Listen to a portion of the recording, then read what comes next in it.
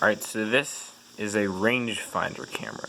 So the camera you're probably used to has through the lens viewfinder, so you can see it goes like here's a your camera. Light would go through the lens, bounce up into a part up here, and you would see what the lens sees. But this is not a camera that does that. You can see the lens and this are actually separate. So what you see through the viewfinder is not what the lens sees. So when you're focusing, you won't see any change in that. Any like, it just like that, except for this little dot in the middle, and that's the rangefinder, which is in this little hole right here.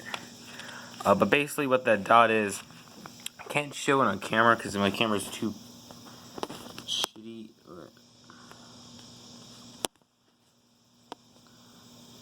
But basically what it does is like you have to line up the object in the little circle of light. There'll be like a little part of the object, and you have to line it up with the object in the frame, and that'll focus it. It'll be where I actually use this lens for video sometimes, because I have an adapter for my camera, and that's a dumb idea to take this lens off, because sometimes if you take it off, screw it back on wrong, you'll like decouple the rangefinder, or basically what that means is they're not in sync, and it kind of like messes it up. So usually I just zone focus with this, which means I just use the measurements on here, and these are in meters, and I don't really know meters right. I just like 3 feet to a meter, right? So 3 feet, 6 feet, and yeah, you kind of you get a feel for it, like, yeah, you can get another lens for this too. There's a wider angle lens you can get.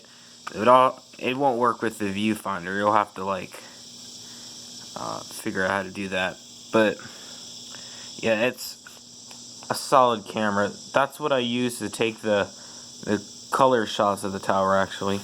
And I mean, I'd say it's more up to the users than the camera, but like these things can take some nice photos if you know how to use them, and you don't mess up the focus, which is the biggest part. You gotta take your time to focus right and make sure the two are coupled, or you convert this. I would have like a little handy meter conversion thing I'd tape on the back, though I haven't done that yet.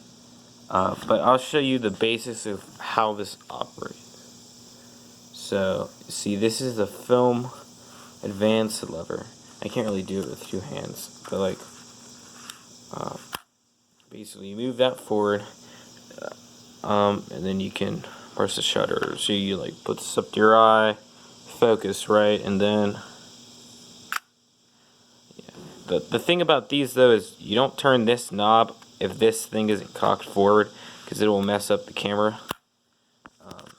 That's just Soviet design. That's not how normal ones work, but mainly the speeds you'll be using is 500 to 60, maybe 15 if you can set it on a flat surface. I mean, I handheld shoot down to 15 often, because I shoot low ISO films. But I wouldn't really recommend it because you'll get blurry stuff if your hands if you haven't been trained to like brace with your arms and your body and like hold it still. But what I tend to do is like find objects to like lean it on, like this. If you wanted to take a picture of like the wall, right, you'd like put it up against here, right, and that would let you stop down a bit, right?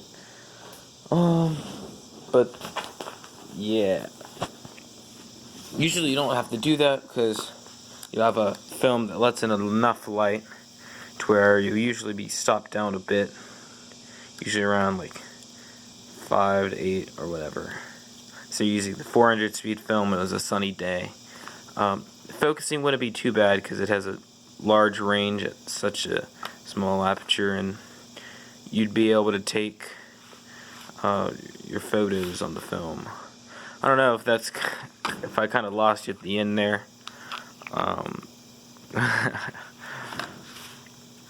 But yeah, I'll have to show you how to load this actually. I don't have a video of that, but yeah.